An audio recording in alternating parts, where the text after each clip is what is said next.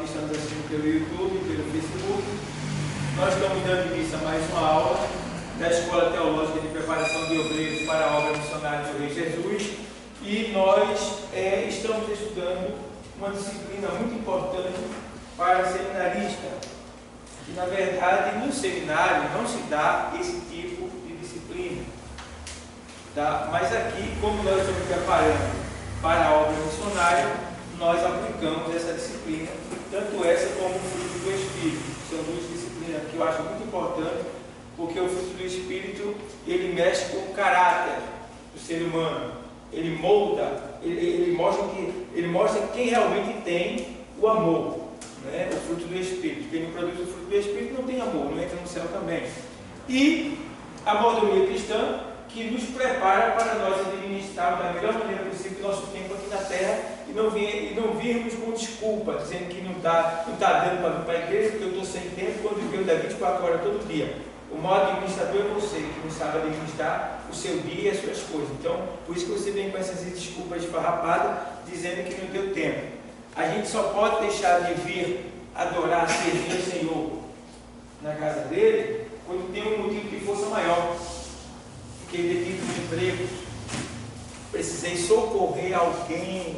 Ei, precisei socorrer alguém. Porque tem gente que, eu conheço alguns, eu não vou citar o nome, que eu já vi, o camarada sai de manhã, a esposa está doente. Ele saiu, foi trabalhar. Aí de 6 horas, quando ele chega em casa, ele liga dizendo que não vai poder vir para a igreja não, porque a esposa está doente, ele vai ficar com ela. Aí tu é doutor para ficar em casa? Tu vai curar ela para ficar em casa? Qual é o dele? Chegou, dava comida a ela, remédio a ela, dava banho a ela, botava ela para dormir, 7 horas, ia para a igreja. Mas não, eu vou ficar também com ele, não vou cuidar hoje não, viu? Enquanto ela estiver doente, ele não vai vir para a igreja. E aí? Isso é uma má administração do seu tempo, principalmente ao Senhor, né?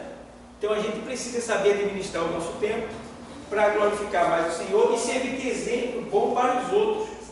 Minha esposa quando teve filho, a primeira filha, ela estava de cesárea, eu chegava do trabalho de 6h30 da noite, dava banho nela, ela estava pontuada, dava banho nela, dava comida a ela, a menina já tinha mamado, já estava no berço, ventilador ligadinho, tudo certinho, minha filha cobria ela, tchau, mais tarde eu chego.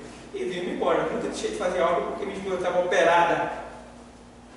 Então, você não vai curar se ficar com a sua esposa no ar ou com você em casa. Entendeu? A não ser que seja alguém que inspire um extremo cuidado. O médico diz para você: olha, essa pessoa precisa ser observada. Aí a força maior. Mas, fulano estava vomitando durante o dia, e vômito não mata não. Eu quero dar com 2 vezes de cabeça, não mata não, meu irmão. Venha-se embora fazer o serviço para o Senhor. E outra coisa, você aqui, ele trabalha lá. Agora, se tu abandonar a ciência e ficasse lá, pode ficar certo, não vai adiantar nada. Perdesse teu dia. Então, eu creio, Senhor, minha esposa está doente, minha filha está doente. Senhor, eu estou indo para a tua casa. Eu creio que eu vou estar lá, mas o Senhor vai vir aqui fazer a obra. Eu creio que o Senhor vai sustentar ela. Entendeu? Então, não tem problema nenhum, pessoal. Tá? Aprendam a administrar os seus dias para que vocês possam ser bons administradores diante do Senhor. Porque é muita desculpa esfarrapada. Porque eu escuto, uma certa vez faltou energia aqui, e o obreiro diz assim: pastor, eu não fui não porque faltou energia. Eu vim. Mas faltou energia, aí é que o obreiro tem que vir mesmo? Que é para cuidar das ovelhas que estão no escuro, acender uma luz, acender um celular, estar atento no que vai acontecer, porque faltou energia. A gente está aqui como guarda das ovelhas do Senhor.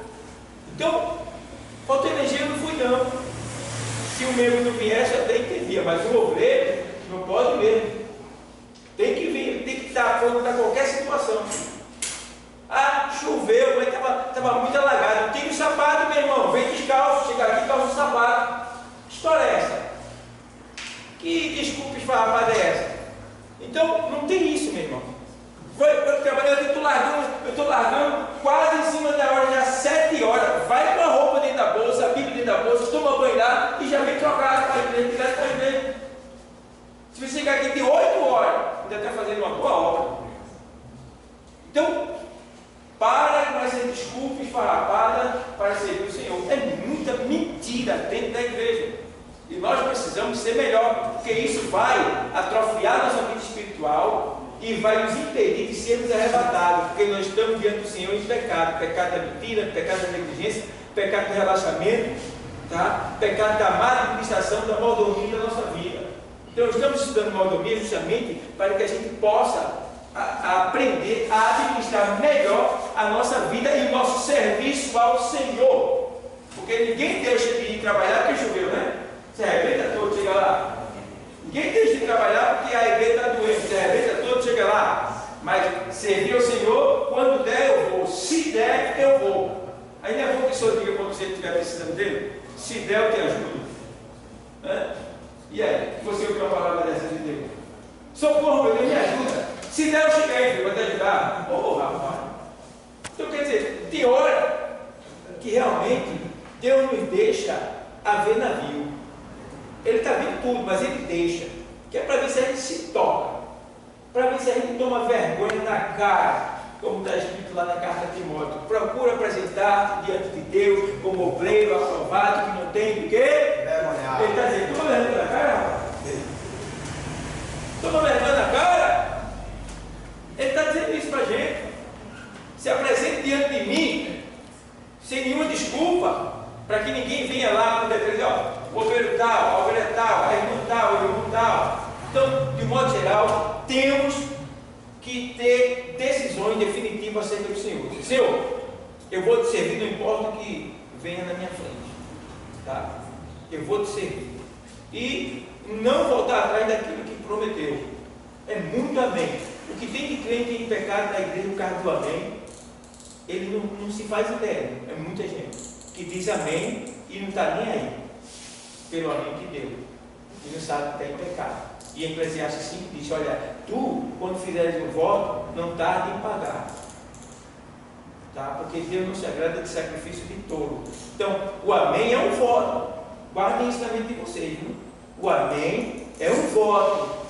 Se você disse amém, ai de você se não cumprir. Está lá na palavra. Então só diga amém quando você for cumprir. E se não cumprir, você vai ter que ter uma conversa com Deus, uma conversa com quem você prometeu, vai ter que ter uma reconciliação ali, para que Deus possa livrar você do que está escrito lá em Eclesiastes 5. Se você ler Eclesiastes 5, você vai ver lá, guarda o teu pé quando entrar na casa do Senhor, e mais a ouvir do que a falar e oferecer sacrifício de tolo, pois ele não se agrada de sacrifício de tolo, pois daí vai. Então, temos que ter esse cuidado. Estamos estudando mordomia, estou dentro do assunto, isso serve para mim também.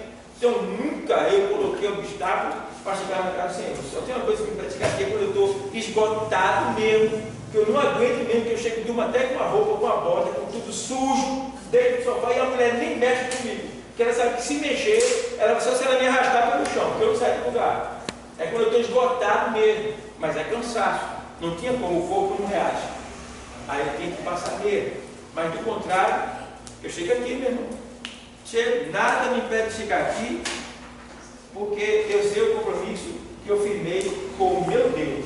Porque de onde Ele me tirou, de onde Ele te tirou, meu irmão, tu ia para o inferno. Tu ia gemer, trincar os dentes, gritar de noite. Tu ia virar churrasco lá no inferno. E Ele me tirou de lá e me colocou aqui nessa cadeira de honra. Então honre o Senhor. Honre. Amém? Amém. Então, ó, a gente está na página da apostila, número 43. 43. A gente... O senhor deu 3. Mordomia do Evangelho, mordomia dos bens materiais. Foi? Foi. Que a gente falou sobre o Salmo... O senhor falou sobre a mordomia do tempo, mordomia do Evangelho. Ainda no mordomia dos bens materiais. É isso. Tá? Eu trouxe até algumas coisas sobre dízimo, já me adiantei, hoje eu estava estudando para trazer o assunto para vocês, já me adiantei acerca do dízimo, de algumas coisas em relação ao dízimo. Deus me revelou muita coisa hoje, até que eu nem sabia. Eu aprendi hoje, algumas coisas eu trouxe para vocês. E eu fiz aqui lancei a rede e trouxe algumas coisas para vocês. Eu quero explicar para vocês antes de terminar essa aula. Então vamos lá. Aqui a gente tem o quê? Fala sobre mordomia dos bens materiais. A administração daquilo que o Senhor nos deu, porque tudo pertence a Ele. Foi? E aí vem o Salmo 24:1. Não sei se a gente leu, mas a gente vai ler de novo. O Salmo 24:1. O Senhor é a terra e a sua plenitude, o mundo e aqueles que nele habitam. A gente leu, tá? As coisas materiais foram criadas por Deus para louvor da sua glória. E para o bem-estar do homem. É isso? Gênesis 1:28 e 29. Eu vou ler o 4:11. Leia o 4:11. Gênesis 28.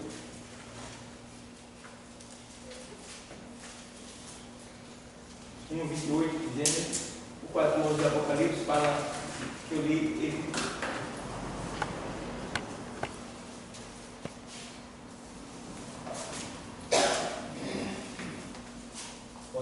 Leia. E os abençoou, dizendo: em um mundo. Esse é o Gênesis, né? Gênesis. Lê logo o 4 de 11 de Apocalipse, só um minutinho. Acharam? Está aí, eu sei que está aí.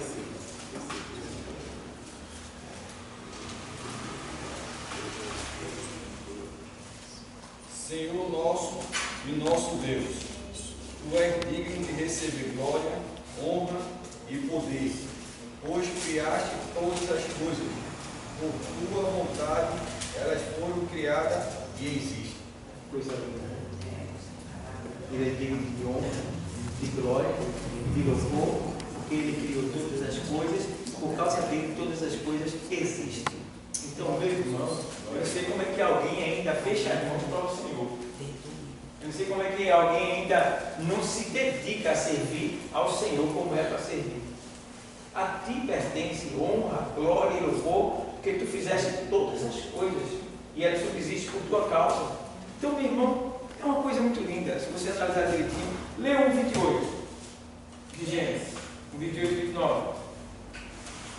E os abençoou, dizendo: tenham muitos e muitos filhos, espalhe-se por toda a terra, e a domine, e tenha poder sobre os peixes do mar, sobre as aves que voam no ar e sobre os animais que se arrastam pelo chão. Para vocês se alimentarem, eu lhe dou todas as plantas que produzem semente e todas as aves que dão frutos. Deus, ele deu dois instintos aí ao homem, nessa leitura que você leu aí. As pessoas não percebem muito. O instinto do sexo, desejo de sexo, e deu a fome. A fome foi dada por Deus aí nesse momento. Quando ele diz: encher a terra, frutificai, né? E o outro ele dizia: eu dei todas as serras, todas as plantas, né, que produzem, né, para que vocês se alimentem dela. Fome. Cada instinto veio segundo a palavra. O homem até então o homem não sentia nada, era um ser, tá? Ali. Aí agora Deus vai estimular nele, tocar nos pontos para estimular aquilo ali que é para dali por diante ele começar a fazer da maneira que Deus falou. Aí vocês podem comer está na boca. Então deu estímulo de fome, né? Aí multiplicar. A gente só vê aquele dizer assim: encher a terra, né? Não, mas Deus explicou para Adão e Eva: vocês devem se relacionar, tá? Se unirem, tá? E terem filhos. É nesse texto aí que eu também me agarro, e até agora eu não fui provado ao contrário, que antes do pecado, antes de Adão e Eva cair, eles tiveram milhares de filhos, tá? É por isso que quando Caim foge, já tinha uma cidade edificada, já tinham várias pessoas, e o pessoal fica fazendo bagunça, dizendo que Deus não fez só Adão e Eva, teve mais fulano, ciclano que ele fez, porque já tem outra cidade lá. Claro, porque a Bíblia só narra Caim e Abel, porque Caim e Abel eram os filhos de Adão e Eva depois do pecado. Depois que eles pecaram, surge uma nova história. Dali para trás é uma outra história. Aí vem o período da inocência e o período do pecado. Então, no período da inocência, não se conta que eles tiveram muitos filhos, porque está aí. Uma das primeiras ordenanças de Deus foi para que eles multiplicassem. E esse é o desejo de Deus. Tá? E o pessoal coloca data na terra, data no espaço, se tem qualquer bilhão de anos. Isso é tudo é ficção, imaginação. Ninguém sabe de história de nada, de data de nada. Certamente não. Tá? Se apenas supõe que é mais ou menos isso, mas não podemos ter aquilo como exatidão. Então, aqui o Senhor, estou só explicando o versículo para vocês, que foge do assunto que eu estou falando, que é a mordomia, mas aqui de certa forma ele é um mordomo, né? Adão, ele é o primeiro mordomo da terra, né? É ele. E ele aqui, Deus está ensinando a ele como ele administrar bem essa mordomia. Aí primeiro, se relacionando bem com a sua esposa, tendo filhos, depois colhendo os alimentos para se alimentar, e daí vai, dando instinto para ele, certo? Então aqui, e criou Deus o homem à sua imagem, e a imagem de Deus o criou, macho e fêmea os criou, e Deus os abençoou, e Deus lhes disse, frutificai e multiplicai-vos, está vendo? E multiplicai-vos, enchei a terra e sujeitai-a e dominai sobre os peixes do mar e sobre as aves do céu e sobre todo o animal que se move sobre a terra. Então, eis que vos tenho dado, né, toda a erva que dá semente e que está sobre a face de toda a terra e toda árvore em que há fruto de árvore que dá semente, né? Que dá semente, servos-ão para mantimento. Pronto. Está aí. Deus abençoa o homem. Então, o homem pode ir, porque Deus já deu a terra para ele. Sem ter ser feito não, o fato de que Deus entregou a terra para nós. Eu falei sobre isso semana passada e disse que nós só ficamos parados, só passamos fome, só sofremos privação se a gente quiser. Porque se não tiver emprego em canto nenhum, mas tiver um ferro velho ali, eu saio por aqui pegando garrafa PET, lata, osso, o que tiver, bota no saco, chega ali e vende. No final do dia eu estou com 20 conto, 30 conto, dá para comprar o pão, o açúcar, o café e o ovo, dependendo da situação. Tá? No outro dia de novo. Então, se brincar, no final do mês eu vou estar suprido, não vou estar sofrendo necessidades. No extremo, não. Vai ter coisas que vou precisar, não vou poder comprar, mas o principal, que é o mantimento vital, que é o quê? O alimento. Eu vou ter. Então, a terra é rica. A terra é rica. Então, tá aí. A terra é nossa. Deus me deu para explorar. É só a gente explorar. Ó, ele faz aqui assim ainda. Esse é o propósito divino. Providenciar o bem-estar para o homem.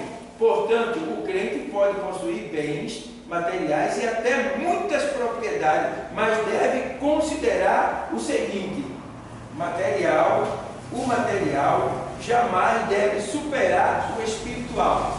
6,33 de Mateus. Vamos lá. O material jamais pode superar o espiritual. Tem que ter muito cuidado. Portanto, ponha em primeiro lugar na sua vida o reino de Deus e aquilo que Deus quer, e Ele lhe dará todas essas coisas. Pronto.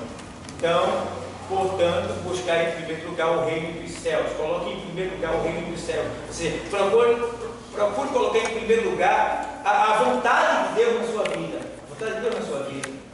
Tá? E aí ele está dizendo, olha, se você assim fizer, não se preocupe, porque o que você precisar eu vou lhe dar. Agora, veja bem, isso aí não quer dizer também que ele vai te dar tudo o que tu quiser. Ele vai te dar o que é necessário para a sua vida vital, para a sua estadia aqui na terra. Quem entende? Deus não está preocupado, nem você deve se preocupar em ter coisas grandes, em possuir dinheiro, ficar rico, ter heranças, ter propriedades, herdades. Não se preocupe com isso não, porque tudo isso vai ser queimado no final. atenção e disse lá que, ó, quanto o tamanho que é o teu negócio, é o teu problema. Então você tem uma empresa, se você tem 10 funcionários ali, mas se você tiver 10 empresas, você vai ter ali 100 funcionários. Vão ser, ó, dobrado o seu esforço. Tá? Ainda que eles trabalhem, você fique sentado, mas a sua preocupação vai ser com 100 agora. Então, na medida que tudo vai crescendo, a gente também vai se esticando mais, vai ter que se esforçar mais. Então, entende bem, o Senhor está deixando claro aqui, para que você venha entender que o que você precisa, Ele vai te dar, desde que você honre a Ele, coloque Ele em primeiro lugar. Tá? Não coloque Ele em segundo lugar, se der, eu faço, talvez eu vou fazer uma forcinha, não tem isso não. Né? Você já, ó, você deve ter um cronograma completo do seu dia. Você sabe, você pode dizer que vai ou não. E você sabe quando pode dizer que vai e que vai mesmo, porque você sabe o cronograma do seu dia.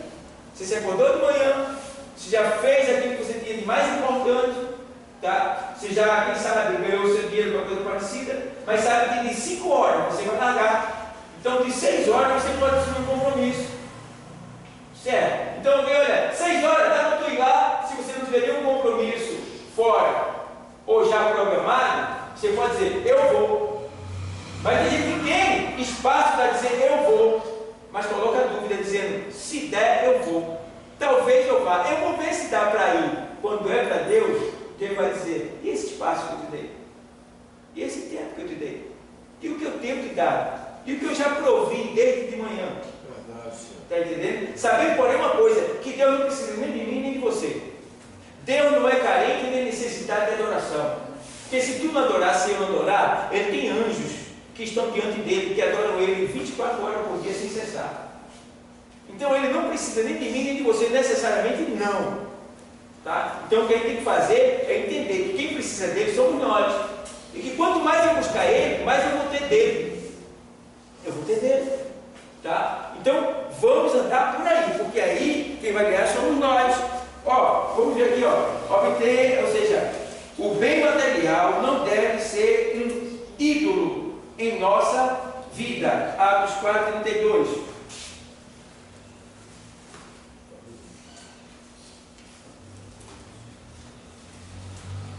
E era um coração e a alma da multidão dos que criam.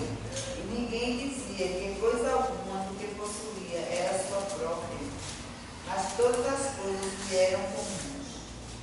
Aí é o sistema da igreja primitiva na atualidade.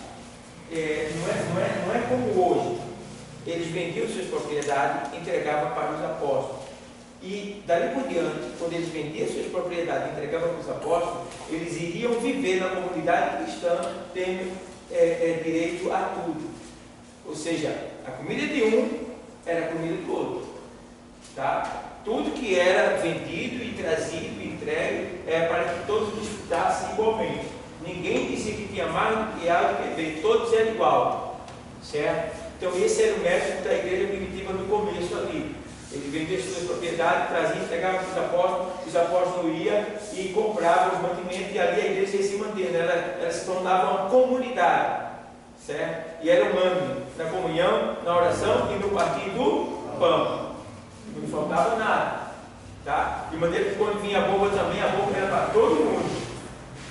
Ferrava todo mundo, mas na bonança todo mundo participava, certo? Então a gente vê também que acrescentando aí Mateus 6 e 21,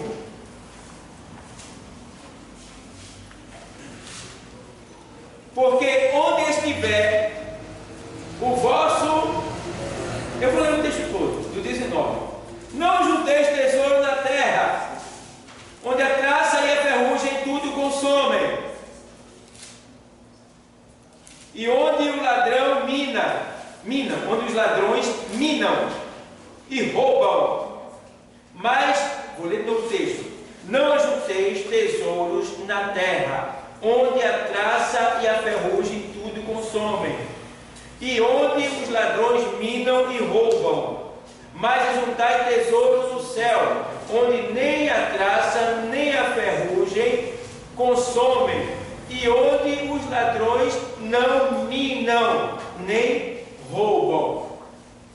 Tá? Então, o Senhor está estimulando aqui nós viemos entender que não devemos estar nos preocupando em querer juntar muito dinheiro aqui. Ele disse, eu vi uma velhinha no repórter, 60 e poucos anos de idade, quase 70 anos, ela caiu no golpe do bilhete premiado. Você já ouviu falar? Bilhete premiado? Ela pegou 60 mil reais e deu para o tal lá que estava com o bilhete premiado, para pegar o prêmio, e no final, nem 60 mil, nem bilhete premiado, o cara arribou com 60 mil. Para que uma mulher com quase 70 anos está correndo atrás de riqueza de loteria? Para quê? Se ela não vai poder construir e disputar de nada. Então, foi atrás de muito e perdeu um pouco que tinha. Você está entendendo? Então, você tem que entender. Tem gente que já está com 60 anos, 58 anos, 70 anos, está lá construindo. Construindo para quê? E para quem? Tem família? Tem recursos? Ajuda a tua família? Mas fala o seguinte, vai desfrutar, vai viajar, vai descansar viajando, conhecendo lugar, conhecendo pessoas, levando, se você é crente, levando o evangelho a terras estranhas, a pessoas. Porque daqui a pouco tu vai embora, vai ficar tudo aí. Ele perdeu tempo construindo para quê? Para quem? Para os filhos, quando os filhos honram, e quando os filhos estragam.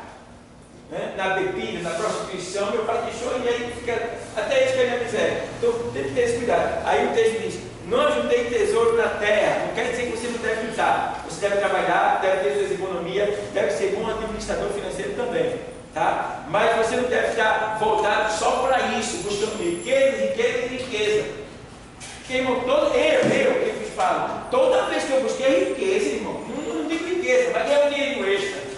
Eu quebrei a cara. Quebrei a cara, é incrível, rapaz. Incrível. Tem uma tal de uma Telex Free aí, todo mundo estava ganhando dinheiro, e era honestamente uma Telex Free. Eu tinha 3 mil na época, que era a quantidade de 100 mil dólares, acho que é 3 mil. Eu digo, vou entrar. Entrei todo mundo aí, meus amigos, estava tudo uma vez, tudo legal, tudo original, a empresa era ok, tal. Quando eu entro com 15 dias, a empresa fecha. Perdi 3 mil reais.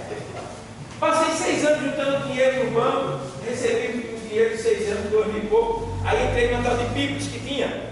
Todo mundo ganhando dinheiro, passava, dava até o nome Pipos no carro, todo mundo ganhando dinheiro e tal. Peguei 1.200, bum, entrei. Quando foi com meio de um mês, a empresa foi pega pela polícia, fechou, tinha coisa errada nela, perdi meus 1.200.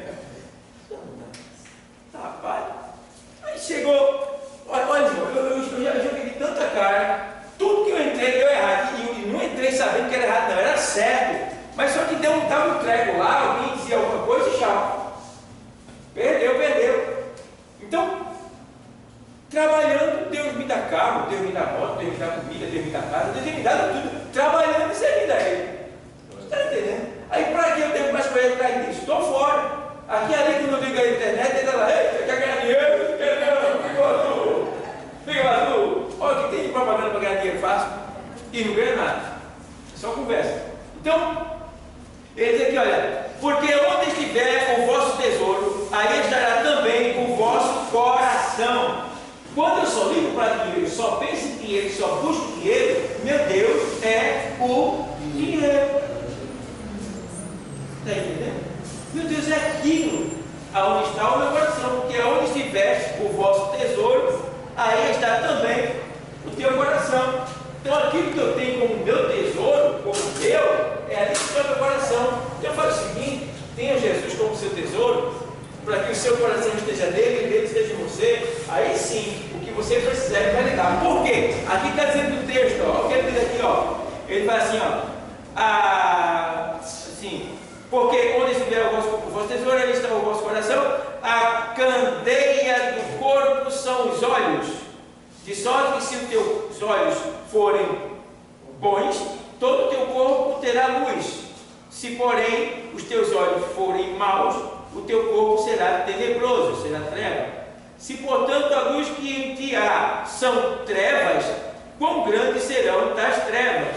Tá? Ninguém pode servir a dois senhores, porque ou há de odiar um e amar o outro, ou se dedicará a um e desprezará o outro. Não podeis servir a dois senhores, ou seja, não podeis servir a Deus e a Mamon. Mamon é o Deus da riqueza, em aramaico, dinheiro.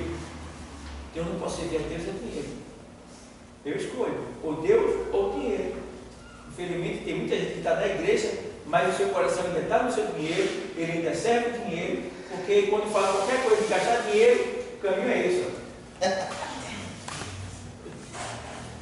Vem, usufrui de tudo. Senta na cadeira, bebe da água, usufrui da luz, usufrui de tudo que Deus dá, mas não contribui. E aí?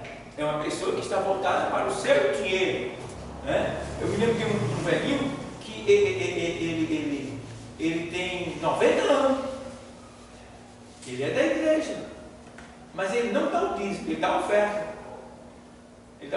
O dízimo dele é 100, ele pega e dá 70, mas ele não dá o dízimo. Eu fico perguntando, meu Deus do céu, o cara já está quase partindo, né? Ele quer ter que procurar ser fiel com o Senhor, fazer as coisas certinhas, ele até dá o rateuzinho dele lá.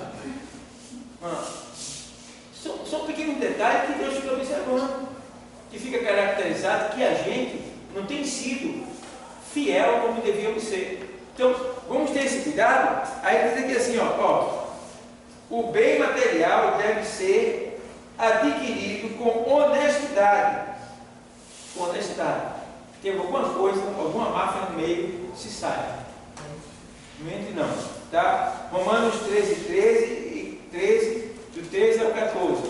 Aos Romanos 13, do 13 ao 14.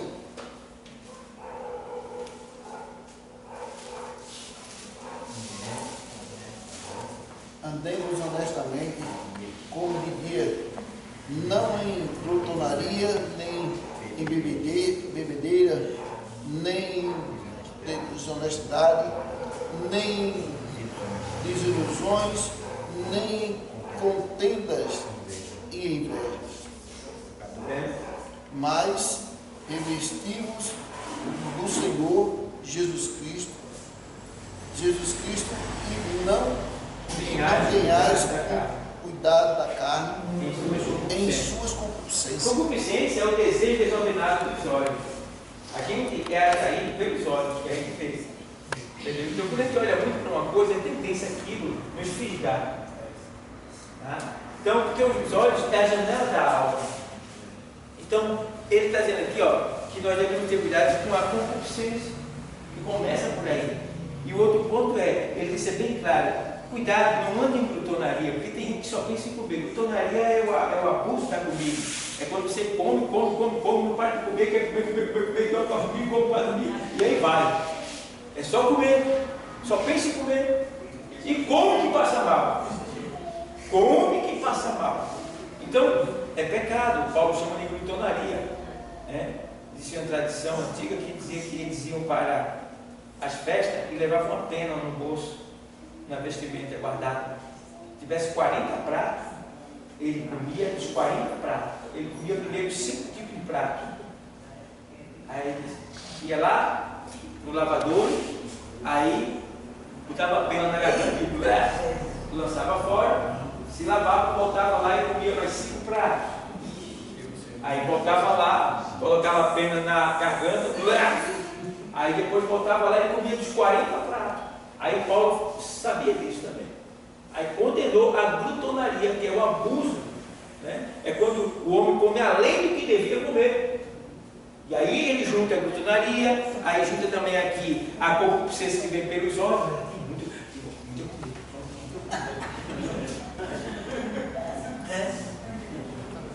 E eu vejo isso. Aqui, por exemplo, aí ele faz glutonaria são os olhos, nem contendas, né?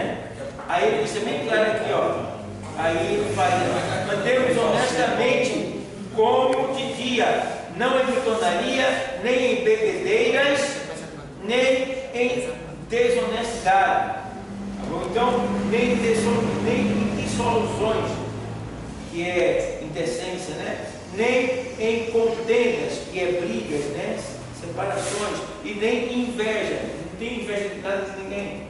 Tá? O Senhor condena isso aí. Aí, devemos glorificar a Deus com os nossos bens. Lucas 8:3.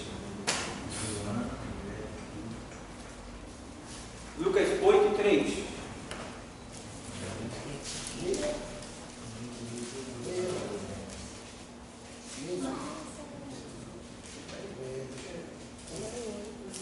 Joana, mulher de Cusa, era alta funcionária do governo de Herodes. Susana e muitas outras mulheres que, com seus próprios recursos, ajudavam Jesus e os seus discípulos. O que é que a gente vê? A gente vê as esposas dos grandão, né? Mas usando os seus bens para ajudar o quê? O reino de Deus. Não é, irmãos? Veja bem, elas eram mulheres de quem? De homens ímpios. Mas o que elas conseguiam, elas investiam no reino de Deus, ajudando o ministério de Jesus. Veja que coisa linda. E tem pessoas assim, eu conheço pessoas que é mais fiel, não são crentes, mas é mais fiel na oferta do que crente dentro da igreja. Mais fiel do que crente. Que entrega a mim, é fiel, está lá. Gente que junta. Eu tenho pessoas que dizem, pastor, eu estou juntando. Ele junta aquela porção, depois vem aí para a obra missionária, entrega. E às vezes tem gente na igreja, irmão, aqui ó. O emblema é esse aqui. O Senhor. Entendeu? Aí com que autoridade eu vou dizer, Senhor, me dê um emprego, Senhor, me ajude, Senhor, eu estou com uma dívida, Senhor, a geladeira queimou. Senhor. O que tem a ver com isso? O que tem a ver com isso?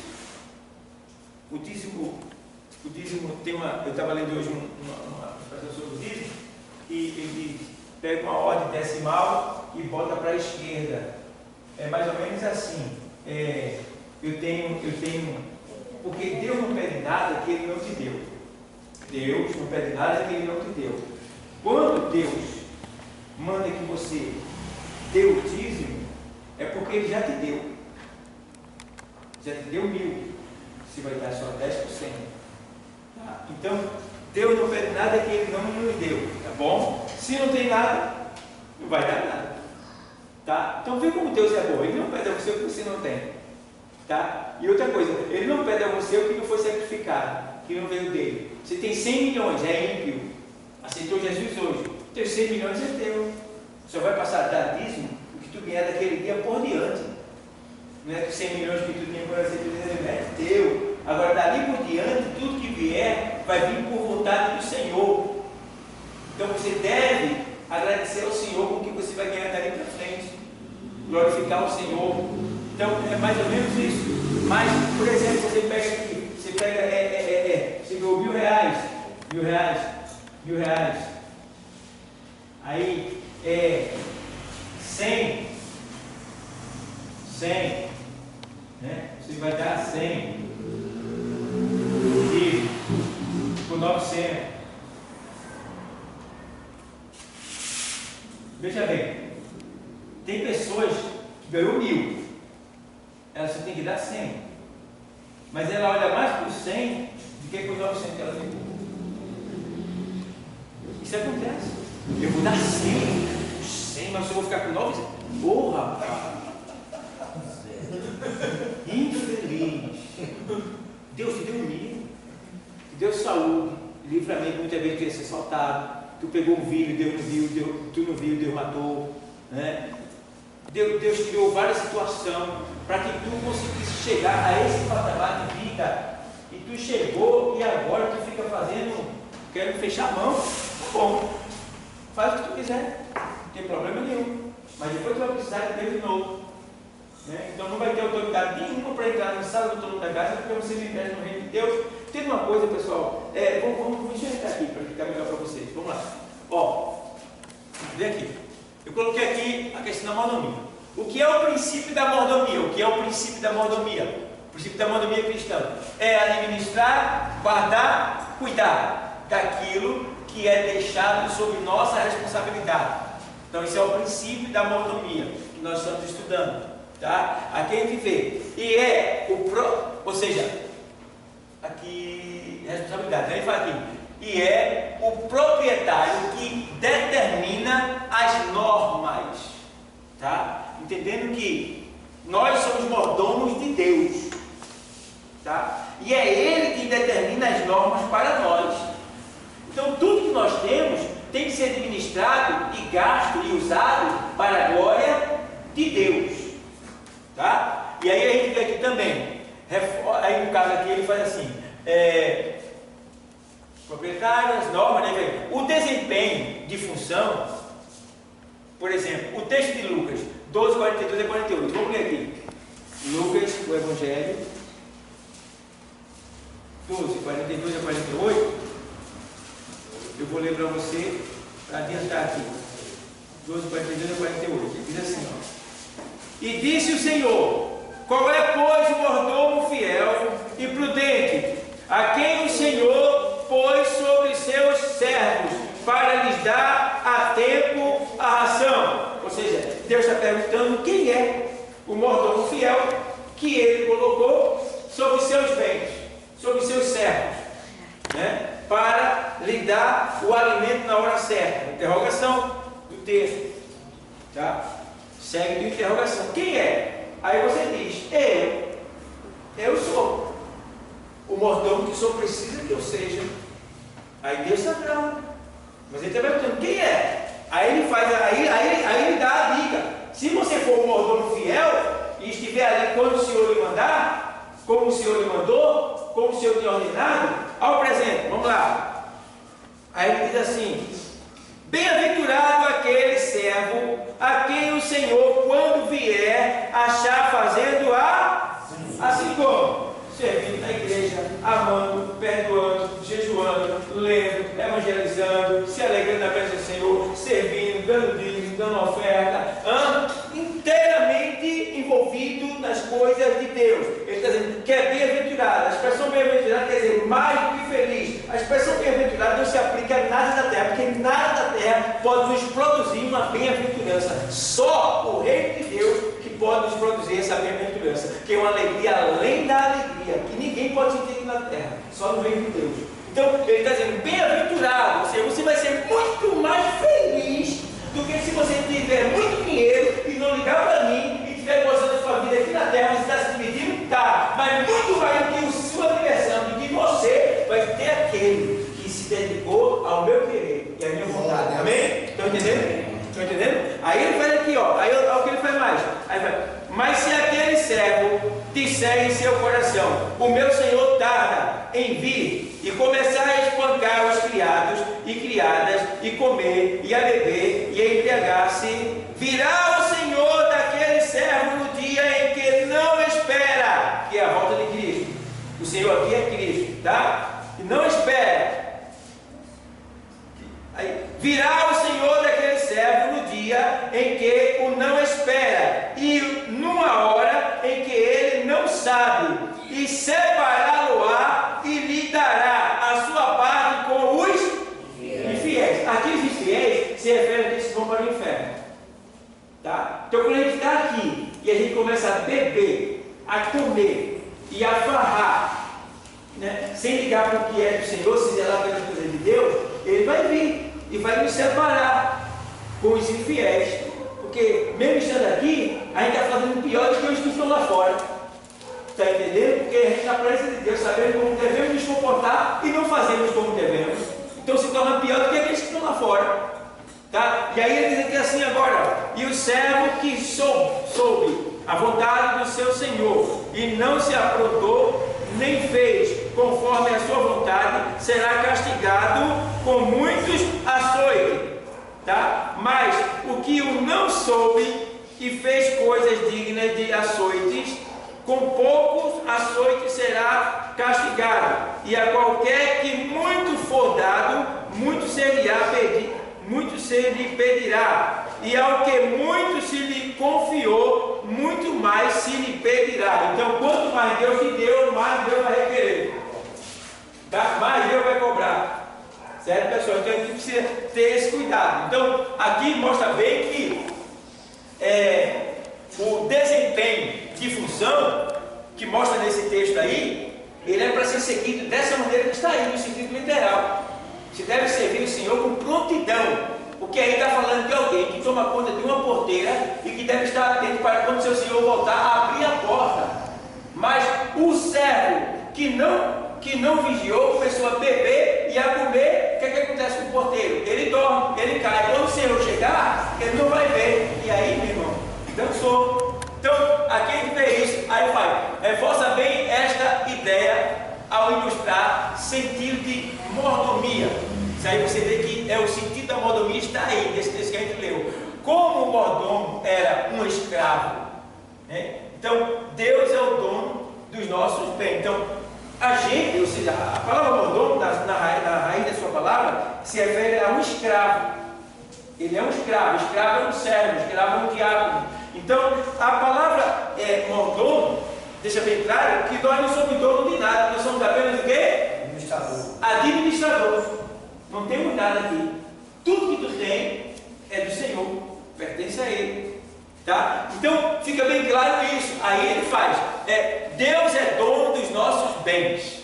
Tá? Aí em Ageu 2:8 você vê que minha é a prata e meu é o ouro. E o Senhor diz assim: a capacidade de adquirir vem de quem?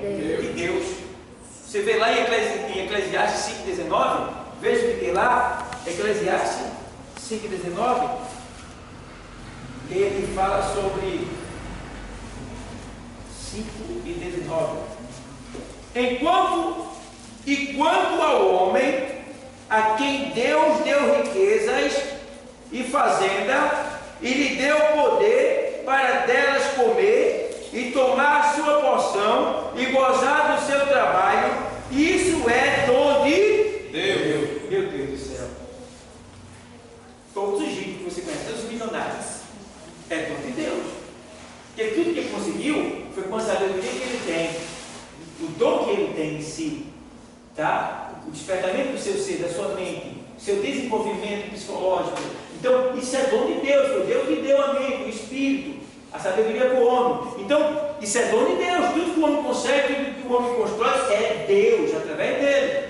Então, não adianta só mulher dizer eu fiz, eu faço, porque Salomão, ele diz aqui, olha, rapaz, eu construí cisterna, construí jardim, construí isso, construí aquilo, e no final eu vi que tudo isso era vaidade.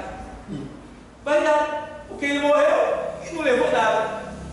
Então a gente precisa ter esse cuidado, esse entendimento, de saber administrar nossas finanças, nossos bens. Tá? Porque tem gente, irmão, que é doente com dinheiro mesmo. Eu gosto de dinheiro, irmão. Mas ser avarento é terrível. O avarento investe uma roupa rasgada, tem dinheiro para comprar 10 novas. Triste, não. Ele compra dos outros e guarda dele. É triste. Fala de tudo, mas quando fala de dinheiro, ele fala, mas. É assim. Tá? E não sabe que é Deus que dá tudo, e quanto mais ele ofertar a Deus, aí que Deus vai dar mesmo. Porque Deus está procurando pessoas que lhe sirvam na terra. Então, às vezes o cara está lá nos Estados Unidos, ele quer investir no Brasil. Aí ele manda procurar alguém aqui que seja capacitado para que ele possa também investir naquela pessoa, para que aquela pessoa possa divulgar o negócio e crescer aqui também.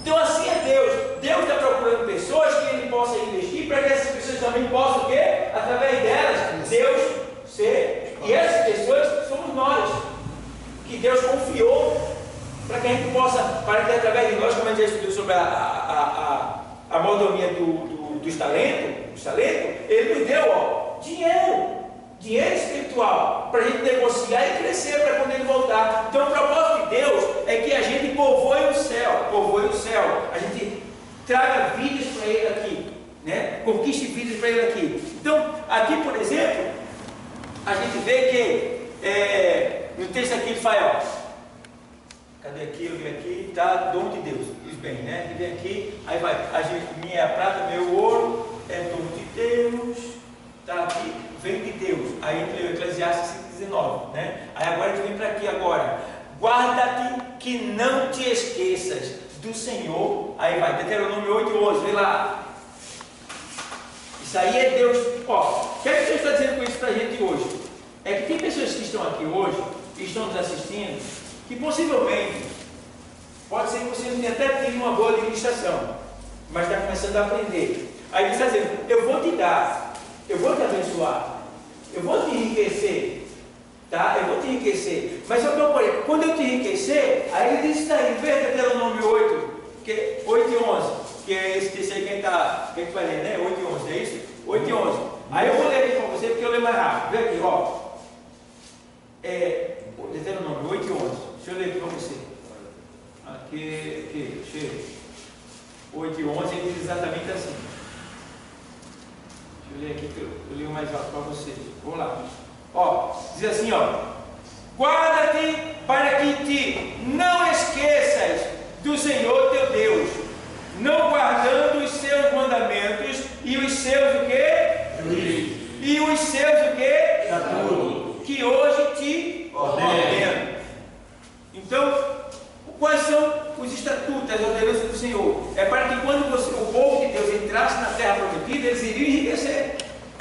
Mas, quando eles enriquecessem, conseguissem tudo que eles tanto sonhavam, tanto queriam, eles não virassem as costas para Deus. Então, Deus tem riqueza para nós aqui. Agora, o que Ele quer? É que quando a gente possui essas riquezas, a gente não vira as costas para Ele.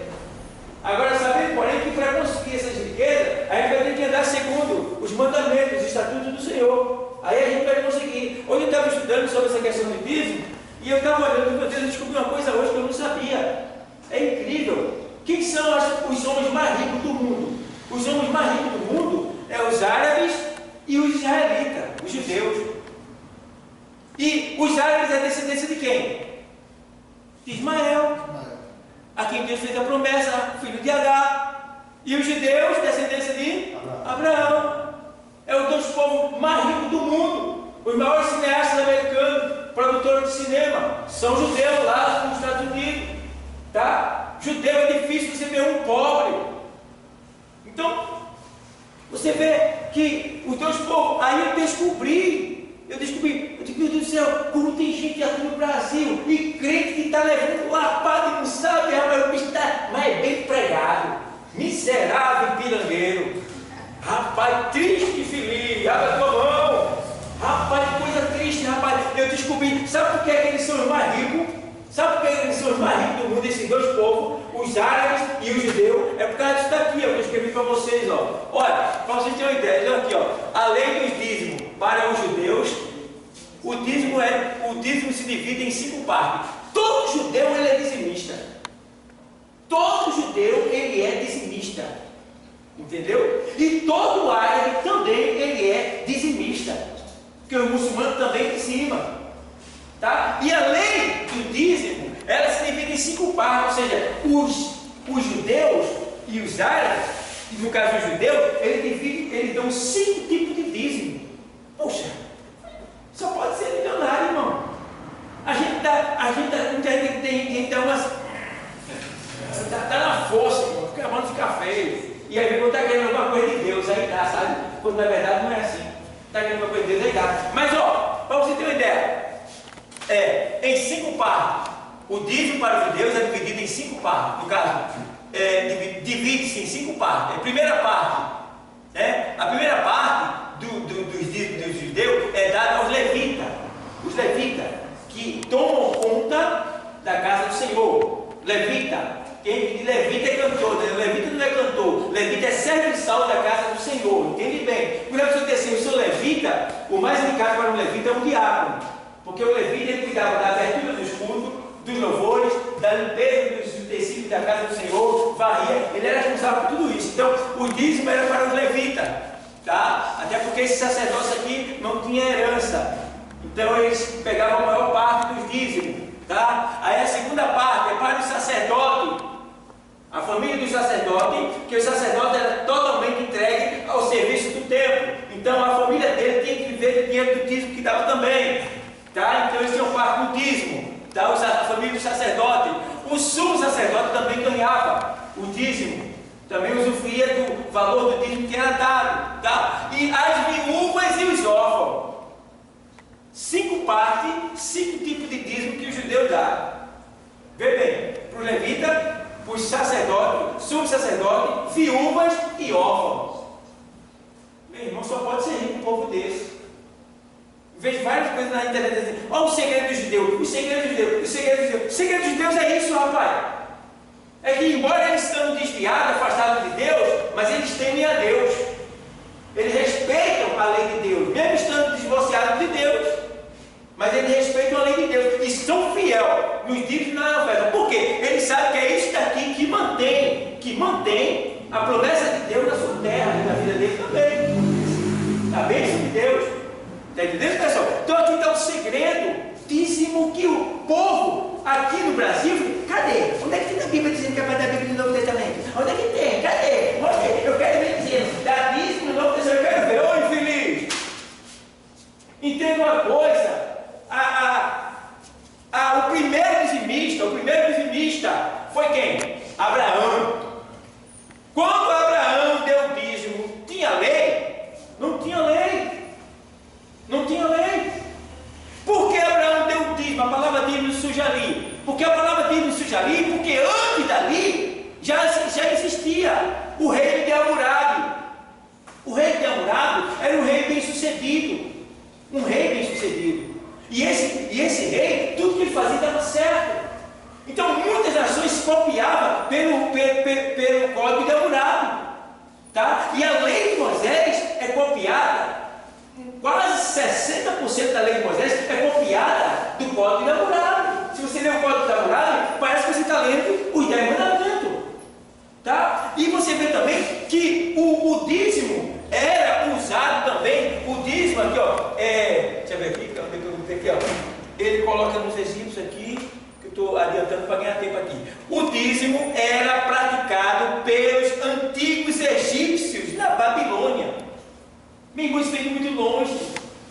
Vem de muito longe. E quando Moisés introduz o dízimo na lei, não era a criação de Moisés, não. Ele estava querendo fazer o que já deu certo lá atrás, ele estava colocando aqui. E ele colocou aqui, aí eu estou adiantando para ganhar tempo. Por quê? Tem um texto que eu li hoje que clareou assim minha mente assim, do Novo Testamento. Vou dar um pulo para a semana, se estiver aqui, eu vou guardar isso aqui para eu explicar mais para vocês. Mas, por exemplo, lá Mateus 5 e 17. Vê lá o texto que li lá. A gente vai falar ainda sobre esse assunto, tá? Estou só adiantando para que vocês possam levar para casa e fique gravado. 5 e 17 de Mateus. Tem um texto, ó. Não cuideis que vim destruir a lei ou os profetas. Não vim abirrogar, mas o que? Cumprir. Então, Jesus, ele não aniquilou a lei, ele não exterminou a lei, ele não acabou com a lei, não, ele cumpriu a lei. Agora, por que ele cumpriu a lei? Porque nós não poderíamos cumprir com ela. Tá? Então ele vai e cumpre no nosso lugar, pagando o nosso preço. Não quer dizer que aquilo que ele fez não vale mais, com exceção dos sacrifícios. Porque tem os sacrifícios obrigatórios, tem os voluntários, tem os pacíficos, tem vários tipos de sacrifício. Então, a gente vê aqui, lá em Romanos 3, 5 e 17 aqui, veja lá Romanos 3,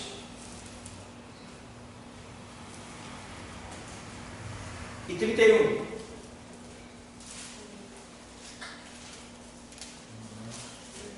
Romanos 3 e 31 diz assim: anulamos, pois, a lei pela fé. Veja bem, quem está falando aqui é Paulo, apóstolo Paulo. Vê bem, irmão, que está dizendo aí, porque tem que dizer assim: não, Jesus já cumpriu com toda a lei, não pode mais dar dízimo, não pode, isso não existe mais. Não. Que história é essa? Olha o que o Paulo está dizendo aqui. A Bíblia explicando a Bíblia, a hermenêutica bíblica, abrindo a nossa mente. Ele diz bem claro, anulamos, pois, a lei pela fé, ou seja, porque a salvação agora é pela fé, é pela graça. As coisas da lei estão anuladas, não vale mais nada não? Está entendendo? É isso que quer dizer. As coisas da lei ainda valem, agora não vale para a gente colocar ela em prática, para estar praticando ela. Por isso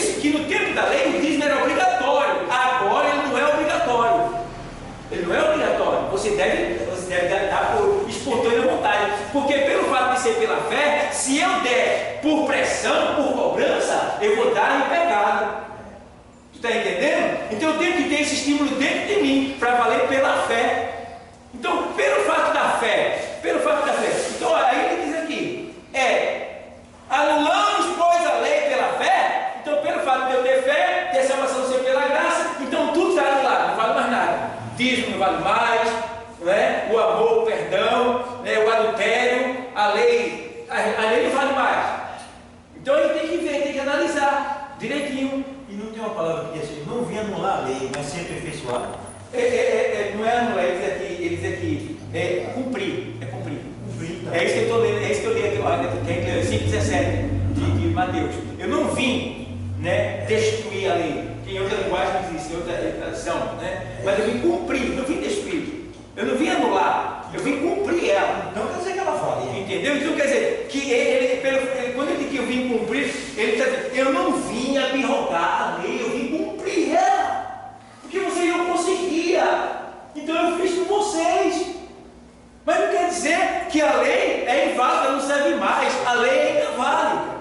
Não para a gente que somos da fé, mas para os judeus, ele ainda vive pela lei ainda, embora não cumprindo com ela, tá? E eles cumprem com isso daqui, esse tipo aqui. Então, e tem o DDD. O DDD é o dízimo dos dízimos, tá? Que era o quê?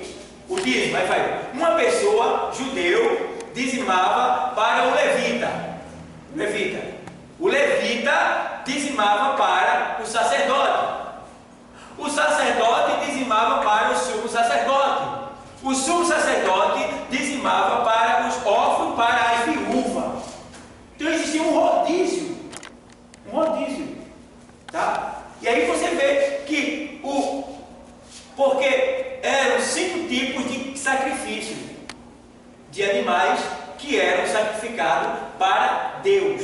Então, quer dizer, existia 5 tipos de sacrifício para Deus, 5 tipos de animais sacrificados para Deus, 5 tipos de ofertas voluntárias para Deus, 5 tipos de manjares para Deus. Então, eram 5 tipos também de dízimo para Deus.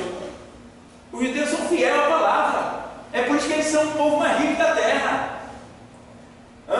E muitos crentes são os mais pobres. Está no evangelho, não é pobre, só vive na bronca, só vive no apelo, no acocho, tá? Que junta também com o pecado, a avareza, a pilhangagem, e aí esquece disso aqui. Segredo do judeu, meu irmão, tá? O judeu está aqui, onde ele está, na América, no dia ele viaja e vem para a festa da cabana, uma vez por ano, vem para a nação dele. Judeu, onde ele está, ele banca as sinagogas. É como se ele estivesse bancando uma igreja no Brasil. Banca a sinagoga, limpeza da sinagoga, tá? Até os muçulmanos, que são os árabes, tá? Eles têm um método de também dizimar. E tem deles que vão levar o dízimo na casa da pessoa que está necessitada. A pessoa está passando fome. Ele já sai com o salário dele, ele tira o dízimo e tira o outro dízimo que é para levar para aquele necessitado. E vai lá e entrega lá as compras e o dinheiro para a pessoa. E a gente, irmão, para dar aqui uma luta, irmão. Aí o cliente da bronca bem empregado, que é pirangueiro, bicho. Entendeu? Abre o poço para tu ver. Agora eu estou dizendo assim, eu vou dar tudo que eu tenho. Não, é você ser fiel. Dá as primícias para o Senhor. Vai lá receber o tiro do Senhor, está aqui. Precisa de uma coisa na igreja. Lá, quando está fazendo 40, olha, eu vou dar 5 para ajudar nessa festa aí. Não é os 40 que você vai dar tudo, não, porque vai ter outros também que vai ajudar. Teve uma hora que Deus disse: olha, trazer dinheiro, ouro, prata, tragam tudo para construir o templo. Trouxeram tanta coisa que sobrou. Aí você ia, porque ninguém vai fazer. E o povo que precisa trazer mais, não traz mais, não, porque está cheio já. Judeu, não tem piranguagem com eles não, meu irmão. Agora a gente só porque a gente é pirangueiro e fica fazendo, olha, conta de tudo. Esse aqui, sei o quê. E aí? Fica do jeito que tu tá. Agora a tua vida vai mudar quando a gente agir. A nossa vida vai mudar no modo geral quando a gente começar a agir assim, tendo temor, e principalmente investindo no reino de Deus, porque Deus quer nos dar dinheiro para a gente fazer a igreja crescer na terra. Por exemplo, se entrar dinheiro aqui suficiente, eu vou comprar um terreno, vou construir uma igreja, tá? Organizar um ministério e ver onde é que tem outro terreno, para comprar outro terreno, construir outra igreja. Entrando dinheiro aqui, a gente vai se expandir. Mas se não entra dinheiro, a gente vai se expandir. Aí Deus está procurando alguém para botar dinheiro no bolso para fazer isso. Mas não tem. Porque os que ele der, quando pegar, ele vai falar, estou sem tempo, não? Estou sem tempo. Desaparece. É covarde com Deus. Então, Deus hoje está falando aqui de uma maneira, estamos numa aula, mas ele está dizendo, vem cara, eu quero enriquecer gente. Eu quero enriquecer gente aqui. Eu estou mudando a vida de gente aqui. Tem essas palavras. Receba. Que pastor Davi, se é agora também? Olha, receba a bênção agora. É sério. Então, ó, aqui pessoal, o dízimo era praticado no antigo Egito, na Babilônia. Aí vem aqui, ó, a palavra dízimo em hebraico, masé. Masé, palavra dízimo em hebraico, masé, que significa porção grande de felicidade. Veja, a palavra dízimo significa porção grande de felicidade.